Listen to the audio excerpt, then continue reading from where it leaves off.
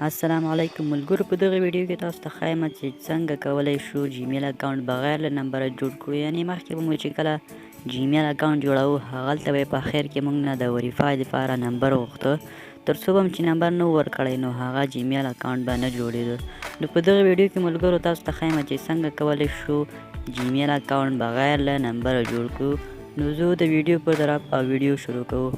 نو ملګرو اول به تاسې راسئ په خپل موبایل کې جیمیل ته. که ستاسو موبایل کې جیمیل وي نو جیمیل ته به راسئ، او که نه وي له پلی سټور نه به یې ډاونلوډ کړئ. نو جیمیل ته چې کله راغلی په دغه نشان باندې به کلیک وکړئ.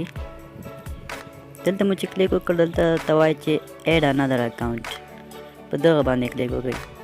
په دې چې کله کلیک وکړو بیا راسئ دغه ګوګل ته، په ګوګل باندې به کلیک وکړئ.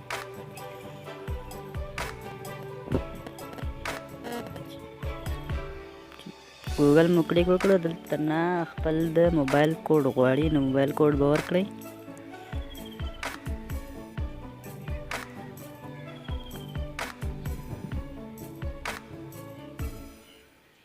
ښه چې کله دغسې یو انټرفیس تاسو سره کولاو شو خلاص شو نو بیا به راسئ په دغلته کریټ اکاونټ باندې به کلیک وکړئ.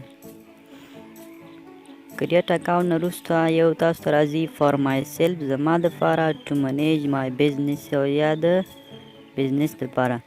نو فار مای سیلف په دغه باندې اولني باندې به کلیک وکړئ. دلته به خپل نوم ورکړئ. زه مثلا یو نوم ورکوم چې خان، لاست نیم جان.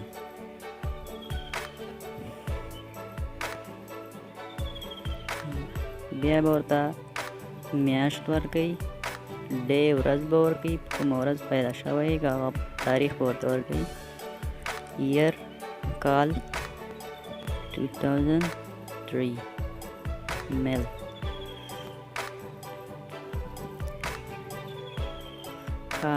نو دلته موږ سره یو څو چوز یور ایمیل اډرس، ایمیل اډرس دی. نو زه دې کې یو اډرس خوښوم، کې جان 21. نو زه خوښوم دغه. په دغه باندې تاسو کولی شئ چې په خپله خوښه باندې هم ایمیل اډرس جوړ کړئ. نو زه هغه خوښوم، یو پاسورډ ورکوم.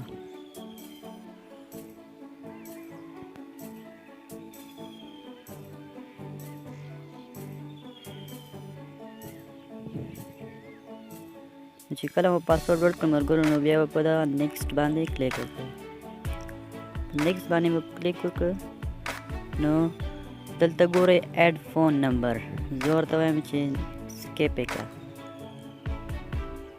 ګورئ ملګرو زموږ اکاونټ جیمیل اکاونټ جوړ شو بغیر د موبایل نمبر نه. یعنې مخکې به مو چې کله ګوګل اکاونټ یا جیمیل اکاونټ جوړو نو موږ څخه به فون نمبر غوښته، چې نمبر به مو ورنه کړو نو هغه اکاونټ به نه جوړېده. خو په دغه ویډیو کې ملګرو تاسو زده کړه چې څنګه کولی شو بغیر له نمبره د جیمیل اکاونټ جوړ کړو.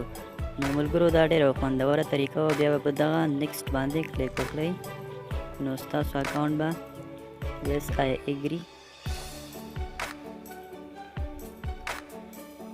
نو دغه د ستاسو جیمیل یا ګوګل اکاونټ جوړ شو. نو دا د دې دپاره ملګرو چې کله هم تاسو نه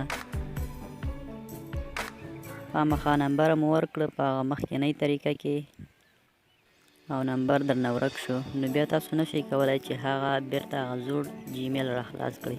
نو د دې دپاره چې جیمیل مو خوندي پاتې شي او د بیا دپاره در څخه ورک نشي نو بغیر له نمبره مو جیمیل اکاونټ جوړ کړ.